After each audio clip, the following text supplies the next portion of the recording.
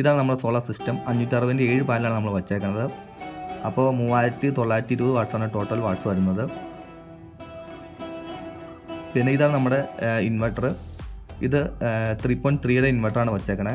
അപ്പോൾ ശരിക്കും പറഞ്ഞാൽ 6 പാനലാണ് വയ്ക്കാമുള്ളൂ. പക്ഷെ നമ്മൾ അഡീഷണൽ ഒരു പാനലൂടെ ആഡ് ചെയ്യാനുള്ള കപ്പാസിറ്റി ഉണ്ട് 3.3 ഇൻവെർട്ടർ ആണെങ്കിലും.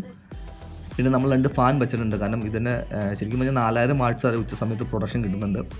അതുകൊണ്ട് നമ്മൾ ഇൻവെർട്ടർ ചെറുതായിട്ട് ചൂടാവുന്നുണ്ട്, അത്യാവശ്യം നല്ല ചൂടാവുന്നുണ്ട്. അതുകൊണ്ടാണ് നമ്മൾ 2 ഫാൻ അഡീഷണൽ വയ്ക്കാൻ കാരണം. അപ്പോൾ നിലവിൽ ഇപ്പോൾ നമ്മുടെ ഈ അടുപ്പിൻ്റെ പുക നേരെ പൊങ്ങുന്നത് ഇതിൻ്റെ മുകളിലേക്കാണ്. എന്നാലും കുഴപ്പമില്ല, നമുക്ക് അത്യാവശ്യം 4000 വാട്ട്സ് വെച്ച് പ്രൊഡക്ഷൻ നടക്കുന്നുണ്ട്. ഇതിൻ്റെ പുക പൊങ്ങുകൊണ്ട് പാനലിന് മുകളിൽ ചെറിയ ചാരം പോലെ വന്ന് ചാടുന്നുണ്ട്. അപ്പോൾ നമ്മളിപ്പോൾ ക്ലീൻ ചെയ്യാറൊന്നുമില്ല. നേരത്തെ നമ്മൾ ക്ലീൻ ചെയ്യാറുണ്ടായിരുന്നു, ഇപ്പോൾ നമ്മൾ ക്ലീൻ ചെയ്യാറൊന്നുമില്ല.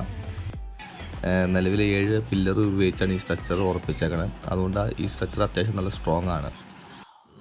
ഇപ്പോൾ KCBയുടെ ബില്ല് വരുന്നത് 210 മുതൽ 330 രൂപ വരെയാണ് സോളാർ സ്ഥാപിച്ച് വീണ്ട ബില്ലും. വീല് ചെയ്ത് വീണ്ട ബില്ല് 90 മുതൽ 120 രൂപ വരെയാണ് വീല് ചെയ്ത് വീണ്ട ബില്ല് വരുന്നത്.